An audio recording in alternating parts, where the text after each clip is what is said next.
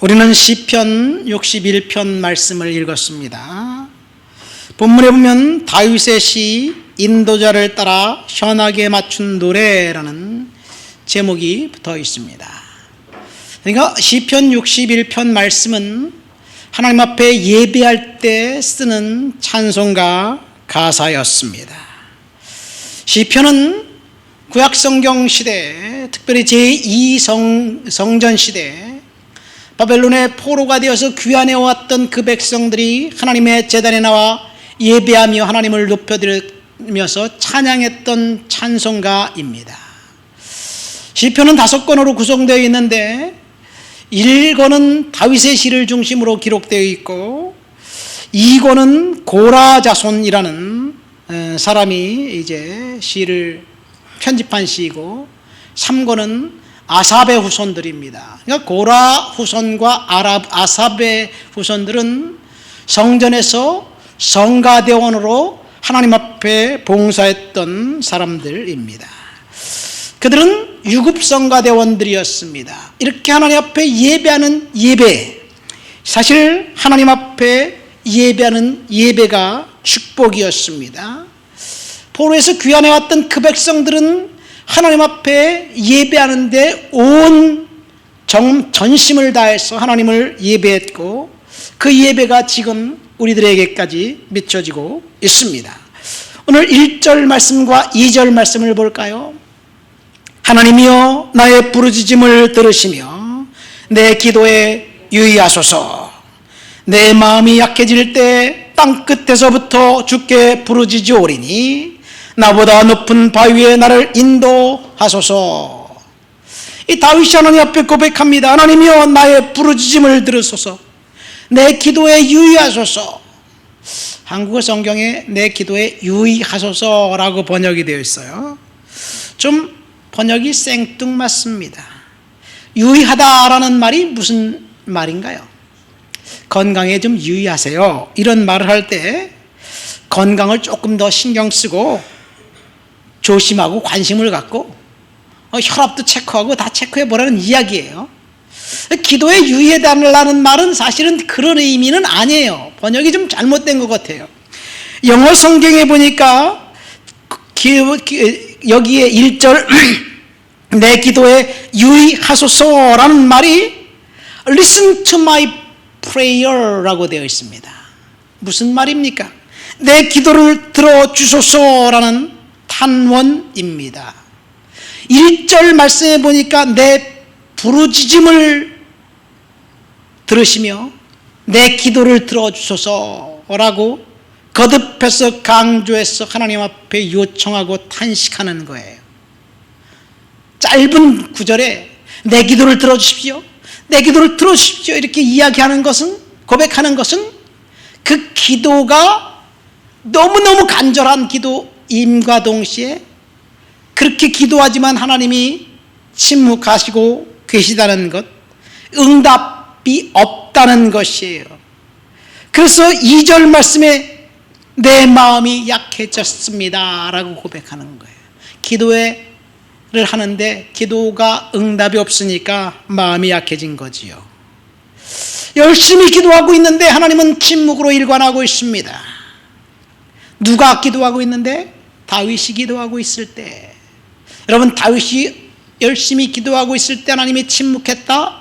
언제 다윗이 이런 경험을 했을까요? 다윗의 인생의 전성기는 아무래도 그가 왕이 된 이유가 아닌 것 같습니다. 그가 왕이 되기 이전 골리앗을 죽인 그 사건으로부터 시작해서 사울 왕을 피해 도망 다녔던 약 15년 혹은 18년 혹은 13년 언젠지 모르겠지만 그 어간 동안이 다윗의 인생의 황금기가 아니었나 생각됩니다. 왜냐? 고난과 고통과 사울의 칼날을 피해서 도망 다닐 때 그의 생각은 오직 하나님께 집중해 있었습니다. 하나님 보호해 주세요. 하나님 앞에 기도했습니다. 그런데 하나님은 침묵하셨어요. 근데 다윗의 모든 문제가 해결되고 난 다음에 그는 하나님을 그렇게 찾았을까? 모르겠습니다. 범죄했습니다. 그러니까 다윗의 인생의 황금기는 고난 당할 그때예요. 역설적이게도 말입니다. 언제 다윗이 이렇게 하나님 앞에 부르짖었을까요? 15살 정도 됐을 때 엘라 골짜기 전투에서 골리앗을 죽였습니다. 얼떨결에 골리앗을 죽이게 됩니다. 그는 나이가 어려서 이스라엘 병사로, 전쟁에 나갈 병사로 징집될 수도 없었어요. 아버지 심부름으로 그곳에 갔다가 얼떨결에 골리앗이 쩌렁쩌렁 소리를 지르면서 하나님을 모독하고 이스라엘 군대를 이제 모욕하고, 그리고 사울 왕을 향해서 저주를, 악담을 퍼붓는 그 소리를 듣고 분노가 그 속에서 치밀어 올랐습니다. 하나님을 모독하는데 거기에 있는 수많은 이스라엘 병사들은 아무 소리 못하고 찍소리 못하고 도망가서 벌벌 떨고 있는 모습, 그 모습을 보면서 다윗은 분연히 일어났고 그리고 골리앗을 죽이게 됩니다. 이 일을 통해서 사울 왕으로부터 오해를 받습니다. 그리고 사울 왕으로부터 이제 집중 견제를 받습니다.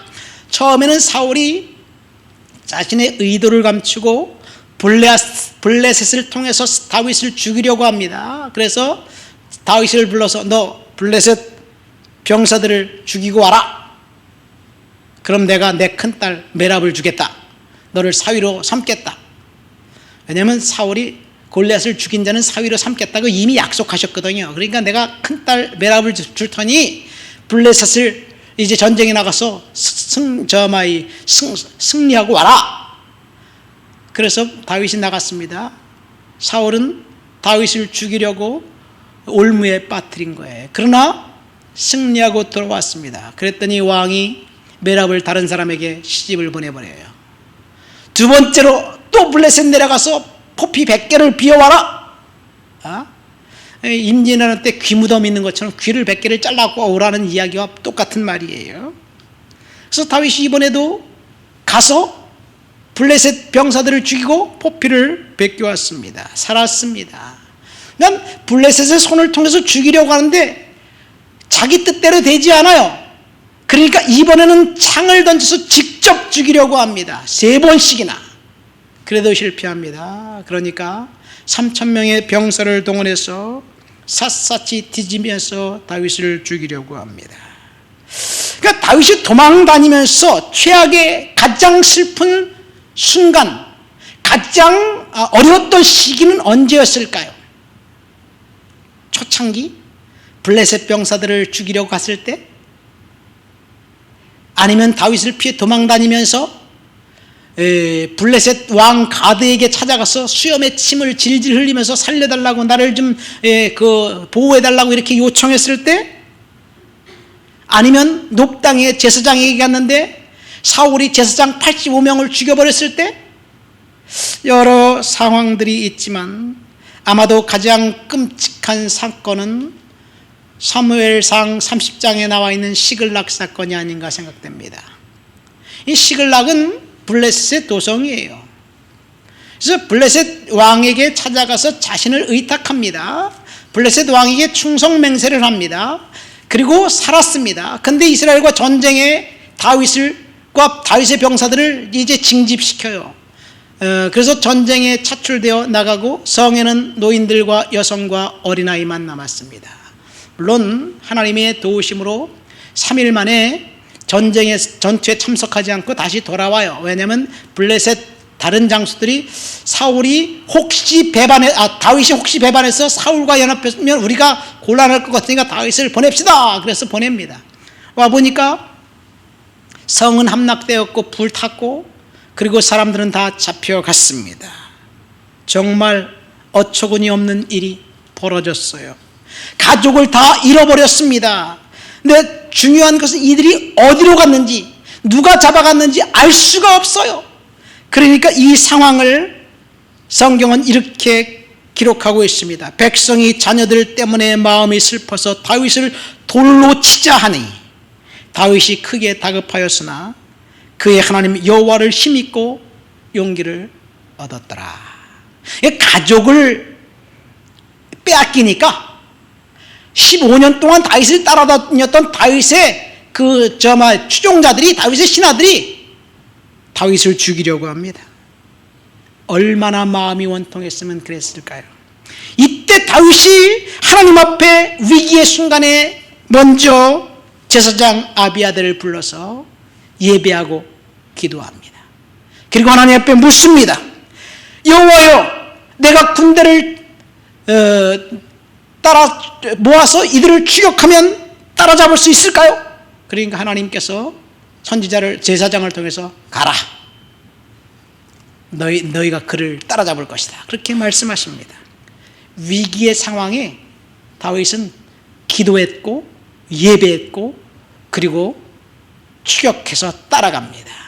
3일 동안 한시도 쉬지 않고 따라가서 결국은 그들이 아말렉 병사들이라는 사실을 알고 모든 식구들을 다 찾아옵니다. 아말렉 병사들이 다행히 이 다윗의 가족들, 신하들의 가족들 한 명도 죽이지 않았어요. 하나님이 하신 거예요. 그리고 아말렉 병사들이 시글락뿐만 아니라 여러 성읍을 침략해서 이제 거기서 노략질해온 물건들, 금은 뭐와 옷 이런 것들이 잔뜩 있었는데 그것 몽땅 다 뺏어갖고 전리품들을 덤으로 얻어가지고 왔습니다.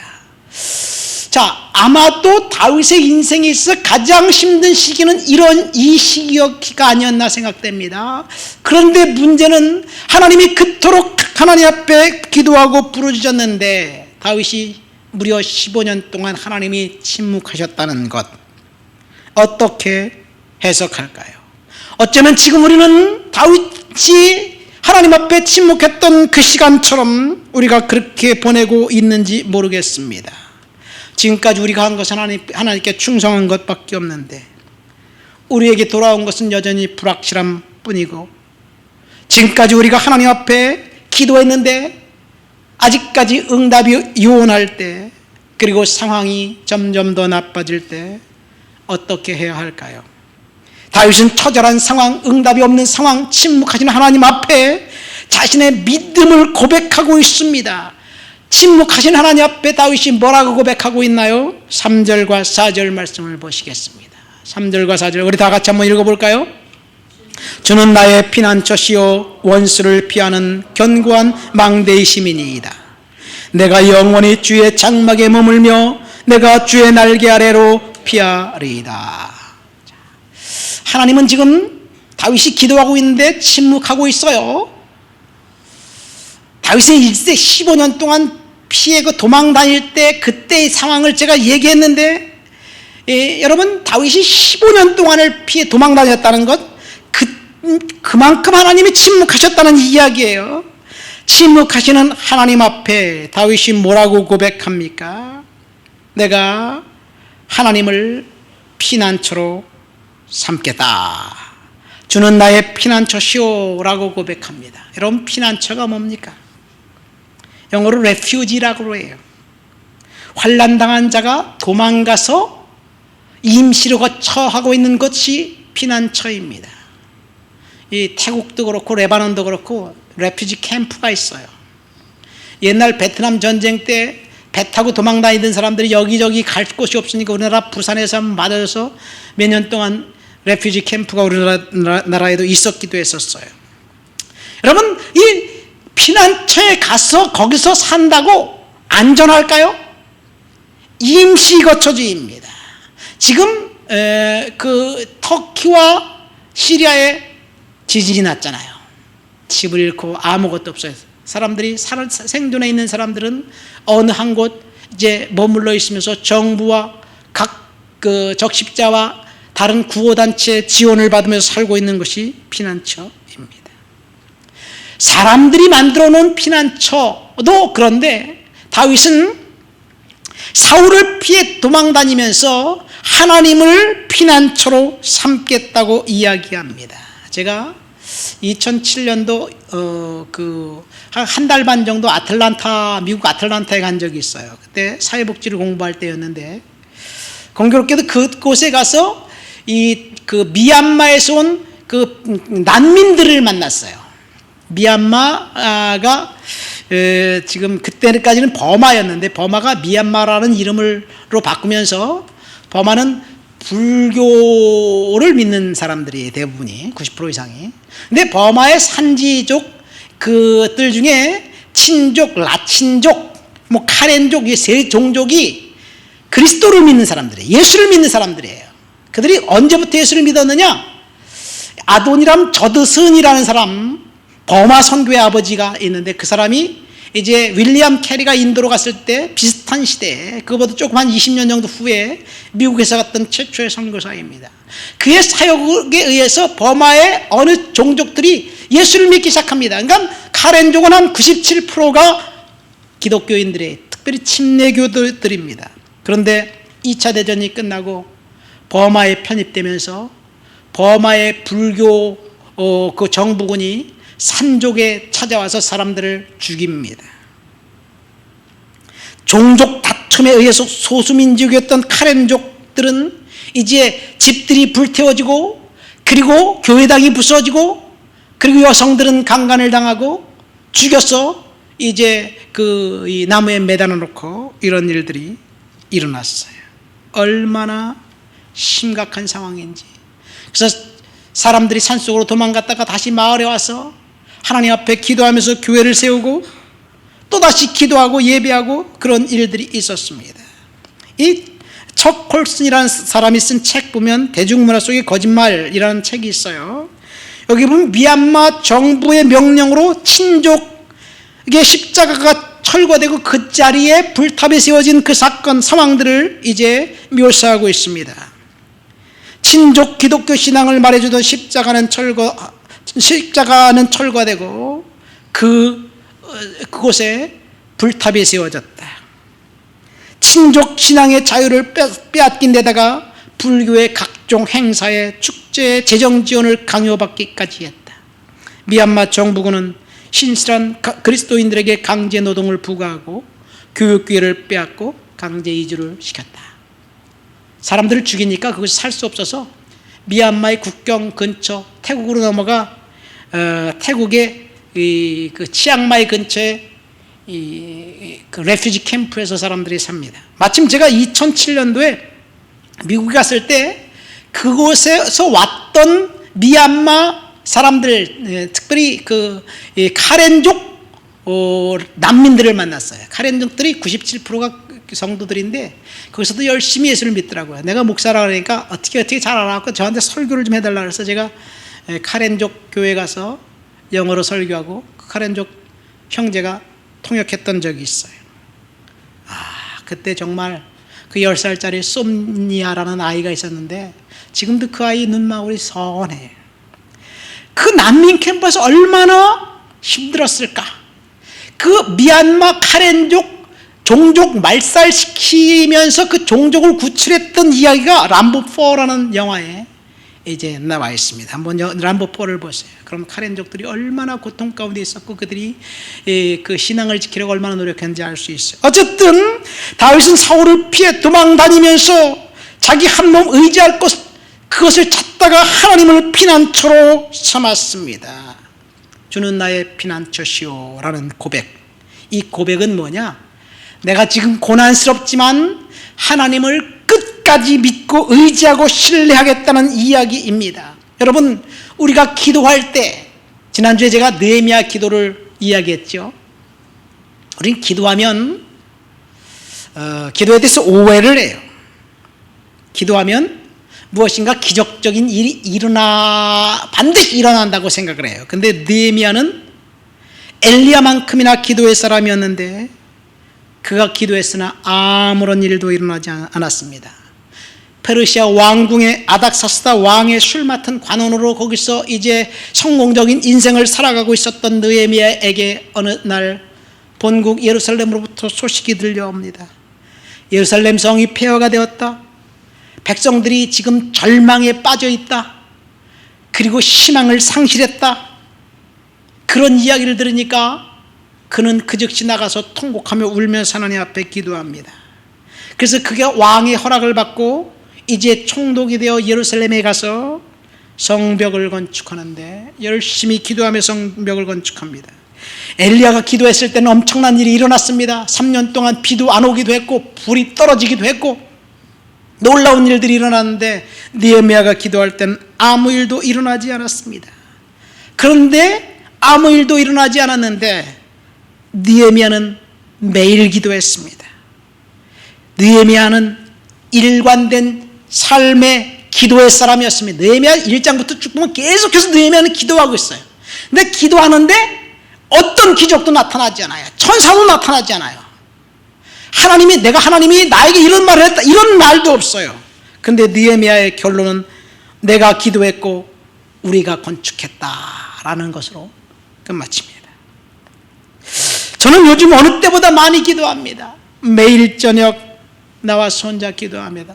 혼자 웅크리고 앉아 기도하다가 잠이 들면 누워서도 웅얼웅얼 하나님 앞에 기도하는데 아무 일도 안 일어나요. 어쩌면 점점 더 나빠지는 것 같습니다. 그러나 내가 기도하고 하나님은 아무 일도 일어나지 않지만 일하고 계시고 역사하고 계시다는 사실을 저는 믿습니다. 모니카라는 여성이 있었습니다. 이 모니카라는 여성은 아들을 위해서 열심히 기도했던 기도의 어머니였습니다. 근데 그 아들이 망난이었어요. 쾌락을 사랑했고 방탕했습니다. 어머니가 기도하면 기도할수록 더 삐뚤어 나갔습니다. 어느 날 어머니에게 기도하고 있는 어머니가 마음에 안 든 거예요. 이 아들은 엄마 나 큰 도시로 가서 살래요. 여기는 내 꿈을 펼칠 수가 없어요. 그 얘기를 들으니까 엄마가 갑자기 가슴이 먹먹해지는 거예요. 이 아들이 나를 떠나서 도시로 가면 거기서 분명히 타락하고 분명히 거기서 개차반 인생을 살 텐데 너 가지 않을 수 있겠냐? 가지 말아라. 내가 너를 위해서 기도하는데 오늘 밤 나와 함께 있어줄 수 있겠냐? 그래서 이 아들은 어머니에게 효도하는 심정으로 내가 어머니 기도할 때 옆에서 조금 있다가 몰래 빠져나와서 가야 되겠다. 그런 생각을 하고 어머니의 그 요청을 들었어요. 어머니는 이 아들과 함께 교회에 나가서 열심히 기도합니다. 열심히 기도하고 무릎 꿇고 기도하고 있는데 어머니의 곁을 살짝 빠져나가서 배를 타고 도망가 버렸어요. 어머니가 기도했는데 정반대의 일이 일어나고 있는 거예요. 그런데요, 그 아들이 대도시에 가서 성 암브로스라는 유명한 주교를 만납니다. 그리고 그에게서 훈련받습니다. 그리스도의 제자가 됩니다. 그리고 그도 주교가 됩니다. 시간이 많이 흘렀습니다. 그 고향 땅, 어머니가 계신 곳, 아직도 생존해서 기도하는 곳, 그곳에 새로운 주교가 온다는 소식을 듣고 많은 성도들이 이 항구에 나가서 주교를 기다립니다. 근데 어머니는 한눈에 딱 알아봤어요. 저기서 걸어오고 있는 그 주교가 자신의 아들이라는 사실을. 그 사람이 누구냐?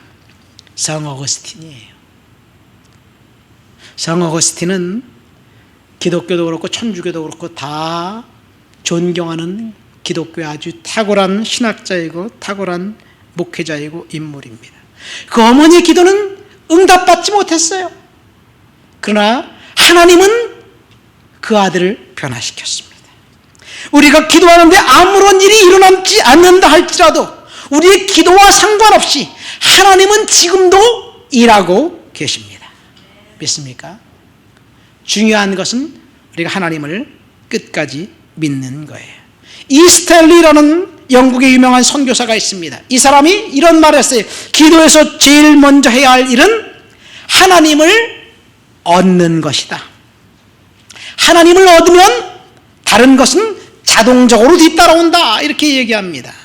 여러분, 우리가 하나님을 얻어야 합니다. 하나님이 저와 여러분들을 얻게 하고 하나님이 저와 여러분들을 소유하게 하고 하나님이 저와 여러분들을 통해서 일하게 하신다면 하나님이 분명히 역사하실 줄 믿습니다. 우리는 기도하면 뭔가 하나님으로부터 얻어내는 것이라고 생각합니다. 응답을 받아내는 것이라고 생각합니다. 물론 응답을 받아내는 것, 그것도 기도 응답입니다. 기도 맞습니다. 그러나 사실 그것보다 더 중요한 것은, 보세요. 어린 아이들은 부모로부터 뭔가 얻어내는 것을 요구해요. 엄마 주세요, 돈 주세요, 주세요가 어린아이의 입에서 나오는 말이 전부다입니다. 그 아이가 조금 크면 사춘기쯤 되고 중학교쯤 되면 엄마하고 친구가 되는 거예요. 그렇죠? 다현이가 엄마랑 친구가 될 나이가 됐을까? 엄마랑 친구가 되는 거야. 그럼 엄마하고 이제 그때는 엄마하고 친구가 되면 엄마 주세요라고 말하기도 전에 필요한 것을 엄마가 주셔요. 조금 더 나이를 먹으면 어떻게 될까요? 엄마한테 달라는 것, 그것보다는 엄마가 지금 내게 무엇을 원하실까? 이것을 생각하게 돼요. 기도도 마찬가지입니다.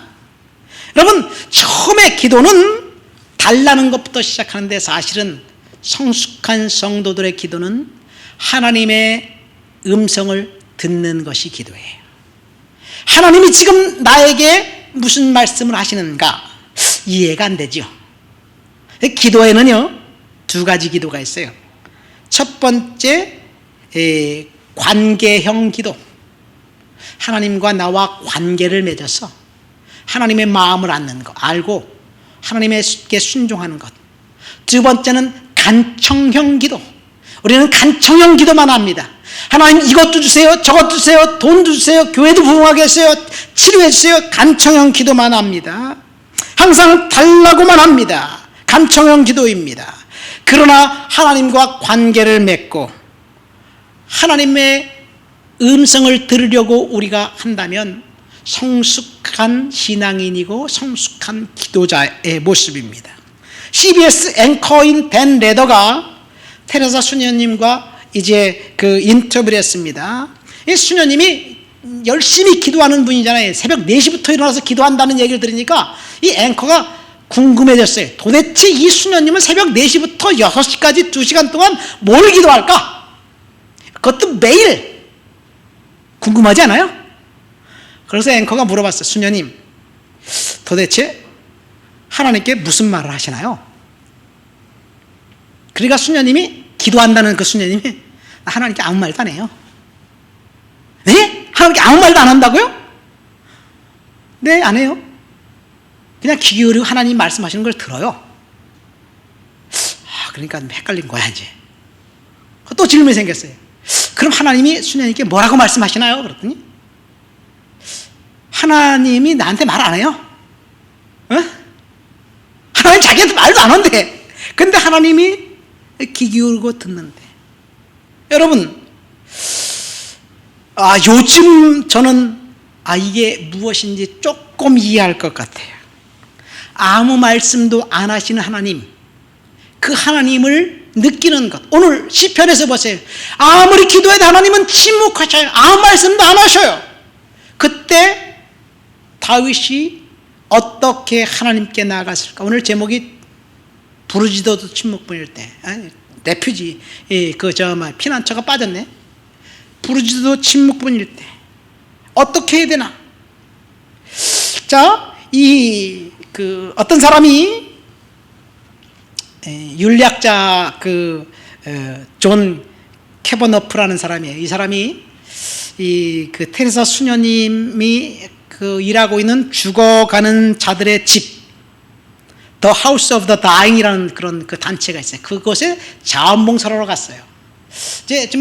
이제 내가 세컨 해프, 내 인생의 하반전을 어떻게 살아야 될까? 봉사하면서 나 좀 정리하자. 그런 의미로 가지고 어떻게 해야 내가 보람 있는 인생을 살 수 있을까라고 생각하면서 석 달간 이 수녀님 그 단체에서 좀 봉사 좀 하자 그리고 갔어요. 근데 첫날 아침 운 좋게도 테레사 수녀님을 만난 거니까 테레사 수녀님을 만나니까 수녀님이 대뜸 하는 말이 May I help you? 내가 너를 뭘 도와줄까? 이렇게 얘기하는 거예요. 서양 사람들은 그래, 만나면 처음에 하는 게 May I help you? 그렇게 내가 너를 뭘 도와줄까? 그러니까 그 사람이, 수녀님이 그런 말씀을, 예, 저를 위해서 좀 기도 좀 해주세요. 그러니까 of course 내가 너를 위해서 기도할게. 그럼 뭘 위해서 기도할까? 그러니까 이 사람이 미국에서부터 거기 인도까지 찾아온 그 고민을 이야기한 거예요. 내가 앞으로 어떤 인생을 살아야 되는지 확실한 답을 얻을 수 있도록 좀 기도해 주세요. 그렇게 얘기하는 거예요. 우리하고 똑같이요. 확실한 답. 그것을 우리는 원해요. 그러니까 수녀님이 대뜸 하는 말이 No, 나는 그렇게 기도하지 않을래요. 그렇게 대답을 했대요. 그러니까 이 사람이 이제 황당해지기 시작한 거예요. 당황하기 시작한 거예요. 도와줄 것처럼 기도해 줄 것처럼 하다니 자기가 요구하니까 그렇게 기도하지 않겠다는 얘기예요. 수녀님은 이 사람이 생각할 때는 이제 그렇게 생각한 거예요. 수녀님이야말로 인생에 확실한 답을 갖고 있는 사람이라고 생각했어요. 그러면 수녀님께 찾아가면 자신의 인생에 확실한 답, 내가 무엇을 해야 될지 확실한 답을 얻을 수 있을 것이라고 생각했는데 수녀님이 아니라고 이야기하면서 수녀님이 뭐라고 대답을 했냐면 나는 지금까지 확실한 답을 한 번도 가져본 적이 없습니다. 내가 늘 붙잡고 있는 것은 신뢰입니다. 하나님으로부터 확실한 답을 한 번도 가져본 적이 없대요. 그렇지만 하나님을 신뢰했다는 이야기예요. 그러니까 나도 확실한 답, 당신은 확실한 답을 붙들려고 노력하지 않고 그것을 하나님 앞에 내려놓아야 됩니다. 이렇게 얘기를 하는 거예요. 지금부터 내가 당신을 하나님을 신뢰할 수 있도록 해달라고 기도해 주겠습니다. 그렇게 이야기했대요. 여러분, 우리는 확실한 답을 듣고 싶습니다. 점쟁이에게 찾아가면 어디로 가지 말아라, 뭐 하지 말아라, 뭐 해라 명확하게 말해주잖아요. 목사님에게 찾아가서 목사님 내가 이걸 할까요 말까요? 명확하게 답을 목사님부터 얻기를 원해요. 많은 목사님들이 이혼한다 그러면서 그렇게 또 답을 주시기도 해요. 그러나 사실 우리에게 필요한 것은 확실한 답이 아니에요. 뭐냐? 하나님을 신뢰하는 것이에요. 지금 다윗은 하나님을 피난처로 삼겠다, 하나님의 날개 아래로 들어가겠다라고 결단합니다. 하나님을 신뢰하기로 결정했던 그 결정, 다윗이 고백한 것처럼 우리도 그런 결정이 있게 되시기를 예수님의 이름으로 축원드립니다. 이 해피마인드라는 책에 보면 이런 내용이 있어요. 어떤 독일인의 집 지하실 벽에 이런 문장이 써 있대요. 햇빛이 비치지 않아도 태양은 있다고 믿는다. 사랑을 느낄 수 없어도 사랑이 있다고 믿는다. 하나님이 침묵하셔도 나는 하나님을 믿는다. 여러분, 햇빛이 비치지 않아도 햇빛은 있어요. 사랑이 없는 것 같아도 사랑 있습니다. 우리는 하나님만 바라보아야 될 줄 믿습니다. 그분의 음성이 들리지 않는다 할지라도, 그분의 손길이 느껴지지 않는다 할지라도, 그분의 존재가 우리의 삶 가운데 있는 것 같지 않는다 할지라도, 환경이 우리들이 원하는 대로 진행되지 않는다 할지라도 하나님을 우리는 믿고 신뢰해야 될 줄 믿습니다. 사실 환경이 내가 원하는 대로 따라주지 않을 때 많은 사람들이 하나님을 비난합니다. 비통한 마음을 품습니다. 하나님께 분노하는 사람들 많아요. 왜 하나님께 분노하느냐? 지금 일어난 일들 보면서 하나님 앞에 분노하는 사람들 있습니다. 고통을 하나님이 허락하시는 경우는 있어도 하나님이 우리의 인생 가운데 고통을 일으키지는 않습니다. 하나님이 우리에게 고통을 허락하신 이유는 하나님을 믿고 하나님을 바라보고 하나님의 은혜 가운데 하나님을 신뢰하며 사는 살 때 하나님께서 때가 되고 시간이 되면 응답해 주시려고, 다윗처럼 고난의 시간에 하나님이 그를 통해서 역사하는 시간이기 때문에 그렇습니다. 다윗은 철저한 기도에 응답하지 않고 침묵하신 하나님 앞에 하나님을 피난처로 삼고 하나님의 날개 아래 살겠다고 이제 고백합니다. 말씀을 맺습니다. 7절 8절 말씀 볼까요? 그가 영원히 하나님 앞에서 거주하리니 인자와 진리를 예비하사 그를 보호하소서. 그리하시면 내가 주의 이름을 영원히 찬양하며 매일 나의 소원을 이행하리이다. 이 침묵하신 하나님 앞에 다윗이 고백한 것이 있어요. 5절 말씀 볼까요? 주 하나님이여 주께서 나의 소원을 들으시고 주의 이름을 경외하는 자가 얻을 기업을 내게 주셨나이다. 다윗이 무엇을 고백합니까? 나의 소원을 들으시고 주의 이름을 경외하는 자가 얻을 기업을 내게 주셨나이다. 침묵하신 하나님 앞에 한 가지 작정했어요. 그리고 한 가지 고백을 합니다. 한 가지 작정은 소원이고 한 가지 고백은 하나님을 경외하겠다는 고백이에요. 여러분, 기도에도 응답이 없을 때, 침묵하실 때 하나님을 제대로 믿는 성도들이라면 그때 하나님 앞에 이것을 묻으면, 하나님 아직도 내게 부족한 것이 뭐가 있나요? 아직도 내게 하나님 앞에 들어야 할 음성이 뭐가 있나요? 이렇게 물으면서 하나님을 구합니다. 그러나 어떤 사람은 하나님 앞에 분노하기도 하죠. 아직도 내가 부족한 것이 무엇이 있습니까? 라고 생각하면서 하나님, 내가 하나님 앞에 드려야 될 것이 무엇이 있나요? 생각하면서 서원을 합니다. 다윗이 그랬어요. 한나가 그랬습니다. 고통스러운 상황 가운데 있을 때, 하나님이 침묵하실 때 아직도 내게 필요한 것이 무엇이 있나요? 절망과 낙심을 던져버리고 그렇게 고백하고 교회 나가서 기도하면서 서원을 합니다. 아들을 주시면 내가 하나님께 드리겠습니다. 서원을 통해서 낳은 아들이 한나예요.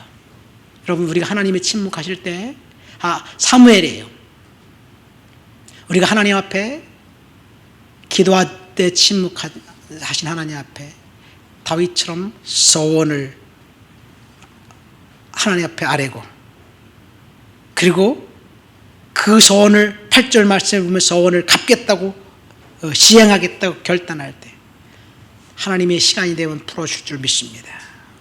오늘 우리는 다윗의 처절한 기도에 응답하지 않는 하나님, 침묵하신 하나님에 대해서 생각해 보면서 은혜를 나눴어요.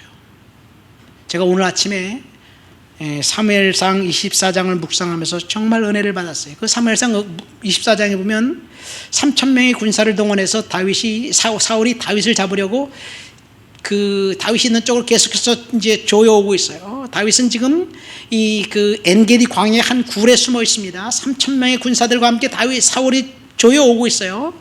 다윗은 지금 도관에 든 쥐예요.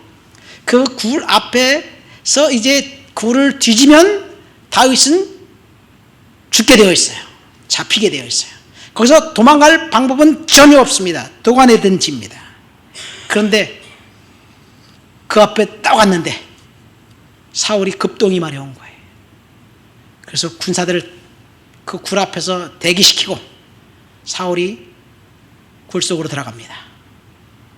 그때 그 굴 속에 있던 다윗이 이렇게 생각했을 거예요. 때가 왔구나. 이제 내 인생이 여기서 끝나나 보다 라고 생각하고 있는데 갑자기 사울이 바주침을 내리는 거예요. 그러니까 다윗이 또다시 이렇게 생각합니다.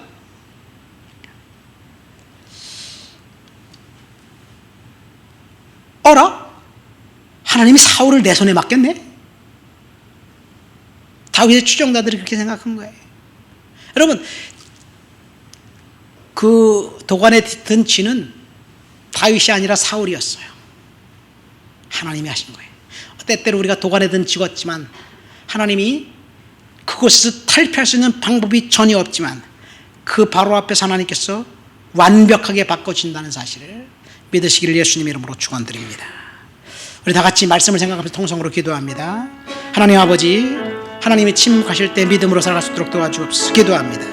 하나님 아버지, 감사합니다. 오늘도 주님 앞에 나와 주를 높여드리고 주를 찬양하고 주를 예배합니다. 성령의 능력과 충만과 거룩한 역사가 우리의 삶 가운데 나타나도록 도와주옵시고 은혜 가운데 채워주옵시고 능력으로 덧입혀주옵시고 말씀을 허락잡아 주옵시기를 이 시간도 간절히 기도합니다. 성령께서 만져주옵소서. 성령께서 함께해 주옵소서. 은혜 허락해 주옵소서. 능력으로 채워주옵소서. 권능으로 덧입혀 주옵소서. 예수님의 이름으로 기도합니다. 아멘.